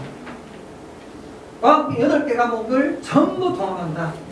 어떻게? 지금 보겠습니다. 언어 작문, 언어 매체. 합법과 작문, 언어 매체를 통합한다. 그 다음에 사회 탐구. 여러분 아까 말씀드렸잖아요. 언어 영역이 이제 국어 영역이 사탐과 과탐에 나오는 내용들 비문학 70% 겹친다. 완전 따로 노는 게 아니에요. 그래서 여기 보시면 아이들이 제일 지겨워하는 게 세계사, 세계지리. 세계지리가 왜 어려운지 아세요? 안에 나오는 지리가 우리나라 말이 아니야. 한국말이 안 나와요. 옥천, 경수 이런 말이 아니에요. 발음이 안 돼. 발음이 안 되면 이상한 단어로 돼 있잖아요. 그러니까 애들이 이게 안 외웠어요, 사실은. 역사가 안 되죠. 근데 세계 지리에도 세계 사까지입니다. 미쳐요. 여러분, 유럽 여행 가가지고 가이드가 설명 다 해주면 다 기억나세요? 세계사 공부 다 했는데, 들어보면 모르겠어. 들을 때는 재밌었어. 오고 나니까 하나도 기억 안 나. 한국에 딱 도착하는 순간 갑자기 기억이 하나도 없어요. 뿅나라입니다. 사진은 봤어. 근데 내용은 잘 모르겠어. 지극히 당연한 겁니다, 여러분. 많은 걸 잊어버리면서 살아야 됩니다. 자, 한국지, 동아시아 이런 것도 굉장히 어렵죠. 애들 제일 어려워하는 뭡니까? 투. 지구학 2. 지구학 2는 진짜 여러분 정말 어렵습니다. 특히 저는 화학 이거 굉장히 싫어합니다. 화학 2 너무 어렵습니다. 애들이 이거 다 해요. 과목이 다 통합됐어요. 근데 고교학생 이것 때문에 굉장히 많이 많습니다. 이것 때문에 공서회를 여러 번 열어가지고 교육위원회에서 근데 결론은 그냥 상대평가. 내신은 수능은 그대로 있죠. 내신은 이런 식으로 바뀌었다. 근데 우리나라 한번 보십시오. 논술 전형이 44개 대학으로 바뀌었어요. 현재 시점이 현재 이것이 계속 늘어나고 있습니다. 여러분 44개 대학이 어떻습니까? 우리나라의 에이스 대학은 다 들어있는 거잖아요. 솔직히 다. 근데 이거 가지고 문제 아무도 말 안 합니다. 사교육을 증가시킨다는 말 안 합니다. 학교에서 이거를 더 열심히 시켜야 된다고 말하지 사교육이 생겼다고 비판하지 않습니다. 왜냐하면 대세니까. 이렇게 가야 된다고 다 생각을 하니까. 그래서 뭐냐면 결론적으로 고교학점제로 생겨서 192학점을 따야 돼요. 못하면 어떻게 되죠? 못하면 여러분 미국 드라마 못 보셨어요? 애들이 쉬는 시간 되면 왔다 갔다 하잖아요. 한국에 그렇게 많이 왔다 갔다 합니다. 왜냐면 한국의 학교는 선생님이 찾아오는 방식. 애들이 화장실 왔다 갔다 하고 나면 다른 교실 안 갑니다. 그게 많이 이동이 없는데 미국은 어떻게 됩니까? 애들이 막 엄청나게 많이 왔다 갔다 하잖아요. 쉬는 시간에. 그 말은 뭐냐면 고교학생입니다. 내가 교실을 찾아가는 거예요. 대한민국 교실은 어떻습니까? 선생님이 찾아오는 방식인데 이거는 이제 내가 찾아가는 방식이기 때문에 애들 이동이 많은 거예요. 이건 고교학생제죠. 우리나라가 이번에 고교학생제로 바꾼 겁니다. 현재 고1, 현재 고2 올라간 아이들이 고교학생제입니다. 근데 고교학생제인데 옛날에는 졸업하려면 어떻게 했습니까?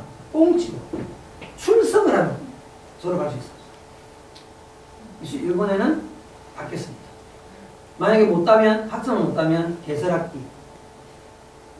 개설학기 방과학도 다 떨어서 무조건 다시 시험 쳐야 돼요. 근데 그게 외우는 게 아니고 서술형 논술이에요. 국어가 2배 어려우시고요. 통합사회, 통합과학 이게 현재 우리 아이들의 현실이다.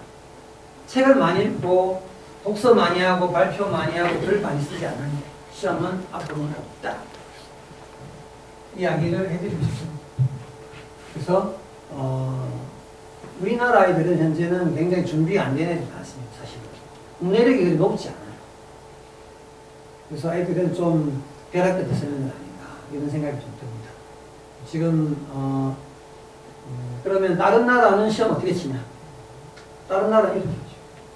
영국, 프랑스, 독일, 미국, 유엔, 국제학교, IB. 이게 뭡니까? 다른 나라는요, 형태가, 다른 나라 입시는, 대입시험이 이렇습니다. 전과목 논술은, 미국은 SAT 1, 2로 나눠져 있잖아요. 이렇습니다. 내신은 어떻게 합니까? 논술형 성분, 우리나라가요, 완전히 이렇게, 현재 우리나라가 이것 때문에 말 많습니다. 지금 어떻게 합니까? 선당이잖아요, 수능. 내신은 이제 이렇게 바뀌는 알겠어. 수능 자체가 지금 이렇게 선당입니다. 선당이 문제가 많죠. 우리나라 그래도 선진국이라고 하는데 선진국 중에서 유일하게 선당 치는 이상한 나라. 그래서 논술형 평가 도입이 어려운 이유가 뭐냐면 채점의 공정성. 여기 아는 친구 있으니까 평상시에 굉장히 성실하더라 점수 많이 주고 이런 문제가 있더라는 거예요. 그런데 이 IB라는 프로그램이 우리나라에 도입되기 시작하는 게 이게 1968년 국제비영리재단에서 만든 프로그램인데 이게 언제 생겼냐면 유엔 주재 자녀들을 각 나라로 파견하니까 안 가려고 난리를 치는 거예요. 자녀 교육 때문에. 그래서 만든 게 이 재단이에요. 그게 1968년 만들었죠. 근데 지금 그래 만들어서 이제 하니까 나 프로그램 저거 쓰고 싶어 이래가지고 수많은 국제학교가 따라섰는데 현재 전 세계에 이 IB 프로그램은 5,500개 학교가 사용하고 있습니다. 논술형 절대평가를 시행하고 있는 IB 프로그램. 일본이 IB 프로그램을 제2메이지 유신이라고 이야기하면서 도입을 했어요. 언제 어디다가 공교육에다가. 주입식교육을 시행한 일본이 IB 프로그램을 도입한 이유가 글로벌 양성, 글로벌 인재 양성, 국제 경쟁 양성 목표로 현재 공교육에서 도입했어요. 공교육에서. 2023년 죽은 아베가 총리가 되었습니다. 우리나라는 언제 했습니까? 한국어가 일본이 도입할 때 영어로만 옛날에 영어로만 돼 있었는데 일본어화 시키겠다. 공교육이 도입을 하려면 영어를 할 수가 없으니까 일본어화 시켜달라 해가지고 공교육 도입하고 우리나라도 이렇게 여기 보죠. 이게 대구 교육감, 보수 교육감, 이번 제주도 교육감, 진보 교육감. 진보와 보수가 합쳐가 차라리 지금 전국에서 독서논술 학원이 제일 많은데 대구, 제주도 사실입니다. 절대 거짓말. 영수학원하고 똑같습니다. 학원 그 정도로 많습니다. 자, 그런데요, 우리나라가 이렇게 해서 10시대 교육 중에 9개 교육청이 하고 있습니다. 경기도 교육청은요, 176개 학교가 있습니다. 이게 TV에 나온 내용이에요. 인터넷에 들어가면 이거 그대로 나옵니다. 처음에 200개 했는데 지금 좀 줄었어요. 탈락해서. 그래서 코리안 바칼로를 간다, 대한민국은. 코리안 바칼로를 간다. 이런 것들이 아이들 시험입니다. 국제 바칼로를 내신 평가. 중간고사. 수능평가. 이렇게 나옵니다. 2020 변론적으로는 역대급 변화는 이렇게 변화하고 있다. 입시 제도는. 결론적으로 앞으로는 한국의 교육 제도는 이렇게 된다. 수능은 절대평가로 간다. 수능은 자격고사가 됩니다. 복약점제 도입을 통해 가지고 학교를 좀 정상화시키겠다. 이게 지금 현재 취지입니다. IB 교육 생각하는 아이, 생각하고 토론하는 문화를 만들겠다. 그래서 입시 제도가 아무리 바뀌어도 바뀌지 않는 두 가지가 있는데 바로 내신입니다. 내신 안 바뀌면 입시 제도가 바뀐다 했을 때까지 바뀐 적이 없습니다. 내신이 더 중요해지기 시작합니다. 왜? 이렇게 하니까 이렇게 내신이 이렇게. 그런데 잘 보세요, 어머니. 이분이 아까 대구 교육감이 됐죠. 이분이 뭐라고 했습니까? 수능 절대평가를 이루어져요. 강력하게 요구하고 있어요. 아니 뉴스에 나오고 있습니다. 찍는 시험 제발 하지 마라. 사고 능력을 보다시기 어렵다. 서논수령 문항을 도입을 해야 제발. 이건 누굽니까? 임태 교육감입니다. 이 사람 진보 교육감입니다. 서논수령 도입 평가가 필요하다. 제일 중요한 사실이 있습니다. 바로 이 장면. 교육감들 전체 교육감이 다 나서서 수능 절대평가 서논수령 도입을 했다. 대한민국 전체 교육감이 다 모여가지고 이재명 대통령 정부가 들어온 지 며칠 됐는데 1년이 안 됐잖아요. 딱 이렇게. 여러분 잘 보십시오. 여기에는 진보도 있고 보수도 있는데 모든 교육감이 똑같은 소리를 듣고 있어요. 대한민국 입시제도가 어떻게 됩니까? 무조건 이대로 바뀝니다. 이재명 정부도 똑같이 원하고 있습니다. 근데 이게 바로 아까 이야기하는 서울시 교육청에서 발표한 자료입니다. 2028년도, 33년도는 25년 기준의 초등학교 5학년입니다. 이거 굉장히 중요합니다. 수능 대입 영향 축소, 3학년 2학기 성적 반영. 3학년 2학기 되면은 공부 안 하거든요. 수능 준비는. 3학년 성적 반영, 학생 중심 전형으로 전면 개편. 서울수능 도입 확대. 여기는 어떻게 됩니까? 2040년도 초등 25년에 5세. 여러분 5세는 없죠? 그 답이 2학년이잖아요. 이거 답이 해당합니다. 수능 폐지. 제가 안 변한다고 말씀드렸잖아요. 이렇게 지금 정해놓으면 거의 안 바뀌어요.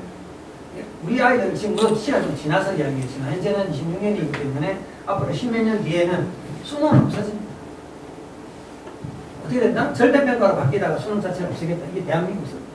그래서 대부분 학교별로 그냥 뽑는 방식으로 바뀔 가능성이 없습니다. 물론 내신 평상시 공부한 내용을 고3 때까지 충실하게 공부한 내용을 가지고 토대로 해서 평가하겠다 이 말이에요. 그래서 병행을 하죠. 상대평가 전달 중심 이런 식으로 진행을 하는 거죠. 이게 굉장히 중요합니다. 그런데요, 이거 한번 보십시오. 하이드닝이라고 인공지능으로 첨삭하는 시스템이 돌려있어요. 사람이 공정하게 안 평가하니까 아예 인공지능으로 평가해버립니다. 인공지능으로. 이게 지금 세상이 변하고 있다는 거예요. 어디서? 경기도 교육청에서.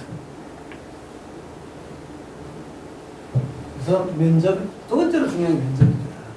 입시 제도가 바뀌어도 안 바뀌어요. 그러니까 무슨 말이냐면 면접이 뭐죠? 두 가지가 있죠. 면접이. 그냥 일반 면접이 있고 심층 면접. 심층 면접할 때 쓰는 게 뭡니까? 과목별 개세트, 과목별 개세트, 과세트 과목별 애들의 특별한 능력들을 점검하는 시스템이죠. 그래서 요즘 제일 중요한 게 뭡니까? 입시할 때. 개세특 과세특. 개세특 과세특이 내가 어떤 과목을 굉장히 잘해요. 과목별. 그러면 이 아이가 이 과목에 맞는 평상시에 책 읽는 양이 어느 정도 되는지를 다 점검을 하는데 그걸 교수들이 직접 질문합니다. 이게 심층이죠. 이게 뭔지 아십니까? NMI 심층 면접입니다. 의대 뽑을 때 요즘 이렇게 다 뽑습니다.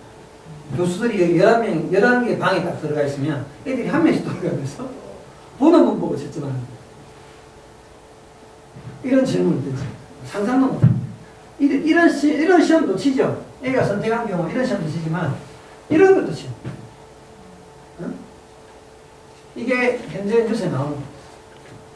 가변 타박상을 입은 아이와 함께 응급실을 방문한 부모 늦어지는 진료에 부모가 은성을 높입니다. 하지만 위중한 환자를 먼저 진료하는 의료진들이 부모들을 어떻게 하면 진정시킬 수 있다. 내가 조금 다치는데 의사들이 바쁘니까 좀 제껴놨어. 그렇다고 막 부모가 난리를 치는 거야. 의사가 어떻게 하지? 이런 거에 대한 대처 방안들을 심층면접 뜻입니다. 요즘 애들 이렇게 없습니다. 대한민국은 뭐냐면 그래서 뭐냐면 절대 필독서는 중요해요. 근데 필독서라는 개념이 사라져요. 제일 중요한 거는 그 필독서가 내 수준에 맞냐가 중요해요. 내 수준에 맞냐가 굉장히 중요해요. 아이들에게 맞는 독서, 우리 아이들이 맞는 장르별 독서가 아니라 뭐죠? 장르별 독서는 장르별 수준입니다. 장르별. 우리 아이들 수준에 맞는 장르별 수준이 따로 있다. 다 다릅니다. 이건 어떻습니까? 이렇게 해야 돼요. 아버님 이렇게 하면 미친 짓이에요. 근데 만약에 다음 주에 아이가 100일장을 나가. 근데 좀 집중적으로 많이 틀리는 어떤 글쓰기 방향이 있어요. 그럴 때는 해. 내가 논술 시험 쳐야 되는데 2달밖에 안 남았어. 이럴 때는 이렇게 해. 그때는 해야 돼. 그때는 어쩔 수 없어. 왜냐면 두 달 만에 최대한 점수를 끌어올려야 되기 때문에 실수할 가능성이 높은 걸 굉장히 추려가지고 압축교육을 해야 되는데 그때는 해야 돼. 근데 평상시에 그러면 된다 안 된다. 평상시에 아이들 역량을 끌어낼 때는 시험을 준비할 때는 필요한데 평상시에 역량을 끌어낼 때는 자발적인 역량을 끌어낼 때는 정말 하지 말라는 게 아니고 자제해야 된다. 아이가 스스로 느끼게 만드는 훈련이 필요하다. 그러니까 막 첨삭 많이 하면 선생님이 엄청 열심히 한 줄 아는데 이 첨삭이 뭔지 아세요? 지적지게. 많이 안 해야 돼요. 오히려 약간씩 틀린 부분을 잘한 부분들 이렇게 하는 게 아니고 틀린 거를 하는 게 아니라 잘한 부분들을 자꾸 칭찬해가지고 이거와 유사한 형태로 나가게끔 반대로 해야 돼요. 그래서 아이가 자신을 가지면 가서 할 때마다 지적질을 막 빨리 이렇게 해놓으면은 그 다음에 쓰기 싫어 솔직히. 그럼 절대 안 된다. 어머니 해보세요. 애가 좋아하는지. 너 엄마가 이래 그랬는데 이게 뭐야? 엄마 물어보니 하나도 모르네. 엄마가 똑바로 정신 차리고 그랬지. 이런 말 할 때마다 아이는 충격받아요. 부모님 모르지. 남이 그렇게 이야기한다고 생각을 해보세요. 애들은 그런 충격 속에 있기 때문에 절대 칭찬이 필요해요. 칭찬도 굉장히 기술적으로 물론 잘해야 되지만. 그래서 봅시다. 지금 12시 17분이에요. 대한민국은 한국형 바꿔가를 간다. 입시 제도도 바뀌고 있고 아이들이 글을 많이 읽는 최근에 어떤 일이 있었습니까? 1월 23일 날 며칠 전 대한민국이 독서 국가를 발표했죠. 독서 국가를 발표했습니다. 아니 진짜로 독서 국가를 발표해요. 독서 국가로 해야 돼요. 이유가 뭔지 아십니까? 우리나라만의 문제가 아니에요. 인공지능이 굉장히 발달하고 있으니까 인간이 살 길은 인간이 사고할 수 있는 능력을 키우는 쪽으로 가야 됩니다. 그래서 독서 국가를 선포하고 있습니다. 우리나라가 독서를 통해서 인간의 사고 능력을 이룰 수밖에 없다. 요즘은 바둑은 어떻습니까? 바둑은 아예 그냥 그 인공지능은 능사벽이에요. 인간은 절대 인공지능의 바둑을 이길 수 없어요. 그래서 인공지능하고 연습을 할 때 인공지능이 레벨을 내가 한 1급 정도 수준이 되는데 내 수준에 맞춰서 풀어줄래? 난이도를 그러니까 압도적으로 시청을 하면 너무 높은 수준을 해가지고 이기질 못한대요. 그래서 1급 정도 수준을 요청을 하면 1급 수준은 내보다 약간 잘하는 수준에 맞춰서 제가 더 주는 거예요. 쉽게 말하면 장난치는 거죠. 현재 대한민국이 아니라 전 세계적으로 모든 9단 이상 되는 프로들도 인공지능을 못 이겨요. 이세돌 씨가 이게 한 번 이겼잖아요. 그게 인간이 이긴 마지막 대국이고 그 뒤로는 한 번도 이기지 못해요. 얘들이 보통 한 30분 동안 460만 대국을 둔답니다. 지가 앉아서 막 바둑을 두가지고 학습을 해가지고 인간이 이길 수가 없답니다.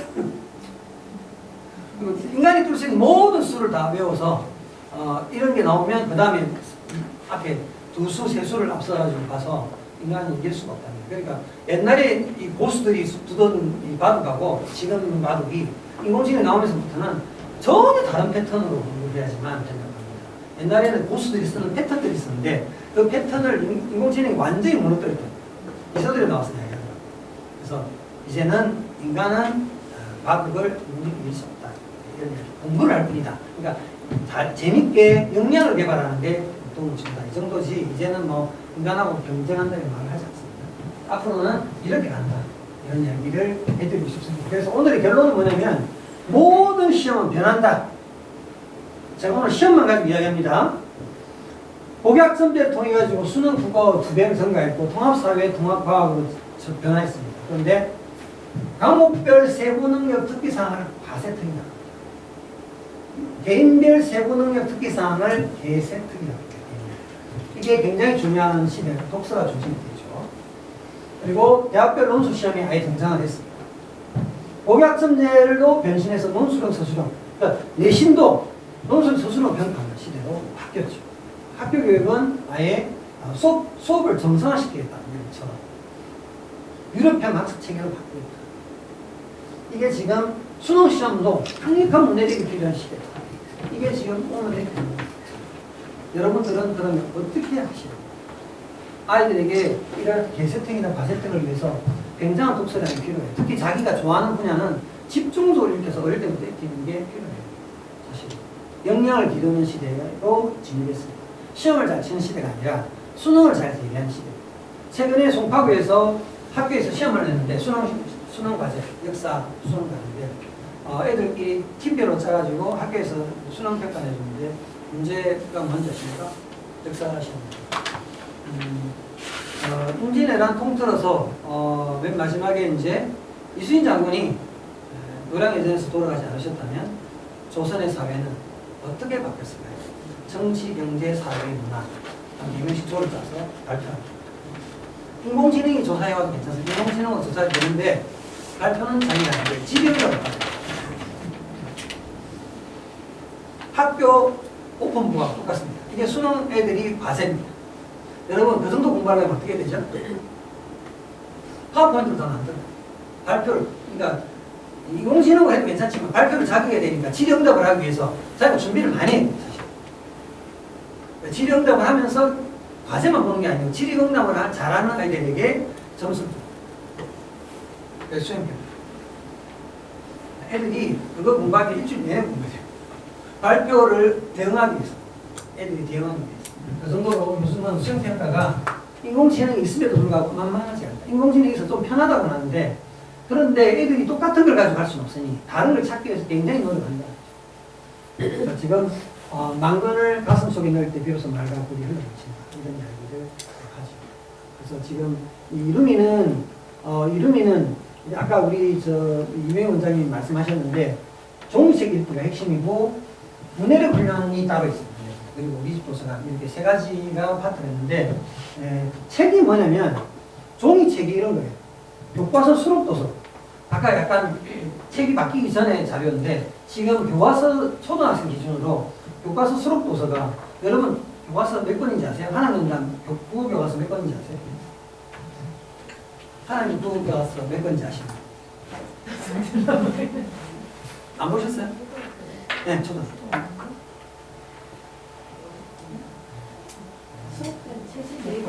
여섯 번. 1학기 때 3권, 2학기 때 3권. 이제 두꺼우니까 나눠놓은 것도 있어요.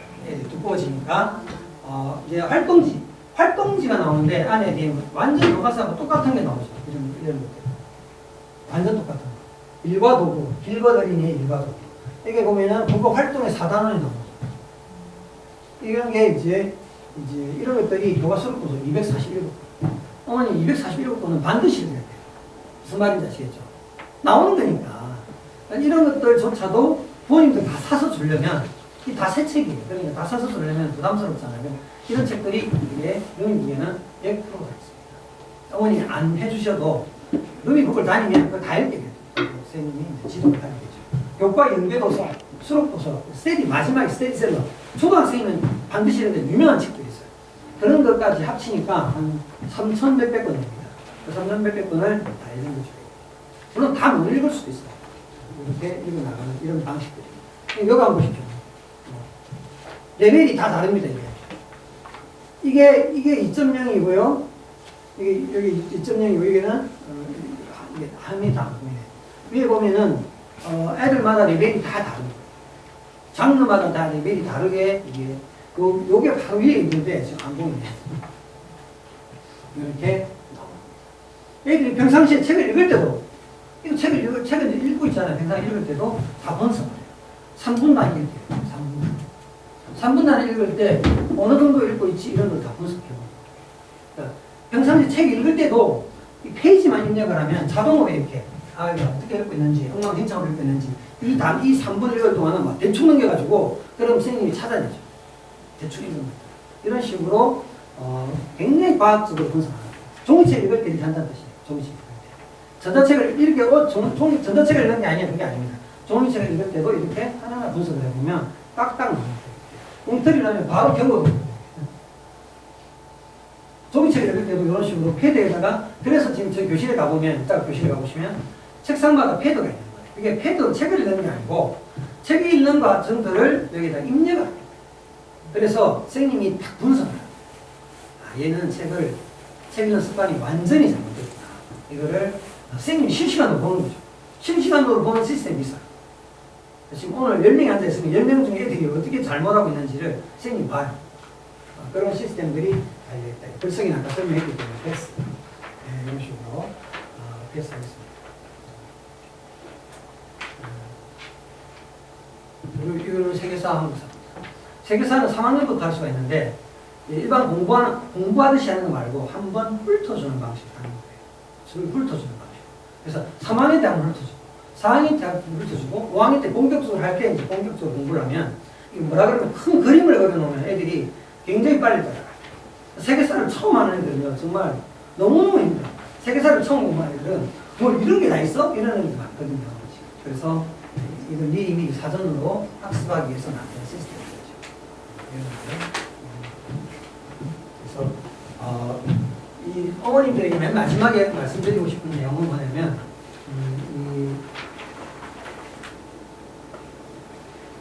글씨가 좀 많은데 이게 문해력 시험인데요. 문해력 훈련이라는 건데 문해력을 훈련시키면 이런 식으로 합니다. 책을 읽고 난 뒤에 여러분의 공부학 자료들이 외국을 역사로 왜곡시키는 일본어를 간단히 써보시고 이런 식으로 비판형 문제들이 나오시죠. 그거를 읽고 난 뒤에 이런 비판형 문제나 이런 서술형 문제 한번 보십시오. 고구려의 고백화와 인도의 아산다 빛깔을 등록시켜 볼 때 어떤 점을 할 수 있을까요? 이게 중3 수준의 추론 문제거든요. 중3 수준의 추론 문제인데 이걸 읽고 아이들이 이걸 분석해내는 추론 문제 되게 어렵습니다. 추론 문제는 이걸 다 외운다고 되는 게 아니에요. 추론 문제는 그야말로 추리하는 문제잖아요. 그렇기 때문에 정답이 뚜렷하게 여기에 다른 점 1, 2, 3 이렇게 나와 있지 않아요. 자기가 스스로 찾도록 되어 있는 거기 때문에 애들이 저 추론 문제를 딱 보면은 세상에 한 번도 겪지 못한 문제들이라 애들 깜짝 놀라거든요.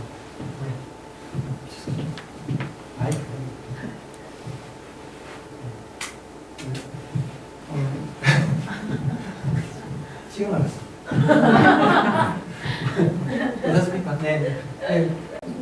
뭐 이런 식으로 추론 문제들이 나오면은 애들이 이런 거 있잖아요. 마지막으로 이런 걸 말씀드릴게요. 인간은 누군가가 질문을 할 때, 제가 글을 읽었는데 질문을 하는 건에 따라서 그 다음에 책을 읽을 때 반응이 달라집니다. 예를 들면 어머님이 우리 아이가 책을 읽거나 질문을 던지는데 질문이 담징은 많은 사람이야? 담징이 나와. 담징은 많은 사람이야? 만약 이래 질문을 하면 담징은 성인이죠. 그렇게 질문을 던지면 아이가 다음에 책을 어떻게 읽을 거냐 이거예요. 그럼 아이는 거기에 맞는 독서를 한다는 거예요. 근데 담징은 고구려의 성녀 담징은 뭐 때문에 위난을 건너갔을까요? 세 가지가 있습니다. 하나, 둘, 셋. 이거를 세 가지를 찾는 거죠. 그런 식으로 질문을 던지는 거에 따라서 엄마가 그렇게 질문을 던지면 그게 맞는 독서로 이 독서하는 방향이 서서히 바뀌는 거예요. 그래서 이 서술형, 수론, 비판, 논리의 문제가 굉장히 중요하다는 거예요. 아이들에게 어떤 질문을 던지느냐에 따라서 그렇게 책 읽는 방법이 바뀌기 때문에 이 질문이 굉장히 중요해요. 그 질문을 어떻게 한다? 선생님이 하는 게 아니고 이 글이 하는 거예요. 그래서 이런 걸 뭐라 그러냐면 활동지라는 거예요. 그러니까 활동지의 눈높이가 책은 자기 수준에 맞는 걸 읽으면서 활동지의 눈높이를 서서히 높여주면, 그러니까 책을 어렵게 읽으라는 게 아니에요. 책은 자기 수준에 맞는 걸 읽고 활동지를 약간씩 난이도를 조절해주면 얘가 그 책을 읽을 때마다 깊이가 달라지는 거예요. 여러분 독서의 문해력은요, 문해력 훈련은 질문을 어떻게 하냐에 따라서 애들의 관점이 바뀌면서 전체를 보는 힘이 생기는 거예요. 물론 문해력 훈련시키는데 여러 가지가 있지만 가장 핵심적인 게 이런 거예요. 그걸 어떤 분들은 문해력을 어떻게 향상시키지? 질문입니다. 내가 읽는 관점이 바뀌는 거예요. 근데 거기서 가장 중요한 게 내 수준에 맞는 책을. 내 수준에 맞는 책을 어떻게 정하죠? 정독이 뭡니까? 교육학에서는 정독은 80%라고 이해도 80%. 근데 정독은 뭔지 압니까? 정확하게 책을 읽는데 어떻게 하면 정확하게 책을 읽는 거죠? 카네기 멜론 대학에서 호기심 홍보의 글 설명하면서 정독이라는 개념을 이렇게 만들었습니다. 몇 대 몇으로 아예 만들었어요. 몇 대 몇일까요? 시간이 안 되기 때문에 빨리 설명드리겠습니다. 아는 게 75%고 모르는 게 25%일 때 인간이 독서도 흥미를 느껴요. 우리는 그런 정도의 수준을, 그러니까 내가 책을 읽는데 재미가 있어야 되는데 하나도 재미가 없어. 그러니까 예를 들면 내가 며칠 전에 읽었는데 또 읽어. 그러면 재미가 없는 거예요. 그러면 정독이 안 된다는 거예요. 근데 좀 전에 예전에 이거 내가 알고 있어. 근데 내가 모르는 새로운 게 막 나오는 거예요. 그럴 때 사람이 굉장히 집중한다는 거예요. 근데 전혀 모르는 글을 읽으라 그러면 사람이 흥미를 확 떨어뜨려요. 무슨 말인지 아시겠죠? 그렇기 때문에 75대 25의 원리가 가장 중요해요. 여러분들도 그래서 눈높이 독서라는 게 필요한 거예요. 과학의 눈높이, 사회의 눈높이, 역사의 눈높이가 따로 있는 거예요. 그래서 75대 25에 맞는 책을 딱딱 세팅을 해주는 게 중요하고 그게 맞는 질문, 이게 바로 아이들의 문해력을 향상시키는 키포인트인데 이게 루미 북클럽이 장르별로 제대로 한다, 이런 이야기를 해드리고 싶습니다. 제가 어머님들 이것만 아셔도 오늘 강의는 굉장히 여러분들이 굉장히 인상이 남을 수 있다. 왜냐하면 장르별로 훈련시키는 곳이 없어요. 우리나라는 정말 중요한 요소이기 때문에 제가 35년을 독서지도 하면서 장르별로 안 하면 안 된다는 게 절대적인 의미예요. 글쓰기도 물론 여러 가지 방법이 있는데 그건 다음에 우리가 학부모 설명을 통해서 다음에 다시 또 할 거고요. 아마 이명 원장님이 많이 하시기 때문에 다음에 학부모 설명회 때 이걸 해볼 거고 다음에는 실제로 수업도 한번 해볼 거예요. 초등학교 1학년을 데리고 문해력 훈련 어떻게 시키는지 그리고 어떻게 하면 문해력이 향상되는지 아마 눈으로 직접 시연을 해드릴 거예요. 그래서 저는 이걸 평생을 했기 때문에 너무나 잘 아는 내용이지만 어머님들은 사실 모르시잖아요. 문해력 향상시키는 일만 저는 했기 때문에 그래서 아마 앞으로 좋은 경험을 한번 해보실 수 있을 거다 이런 생각이 들면서 오늘 강의 마치도록 하겠습니다.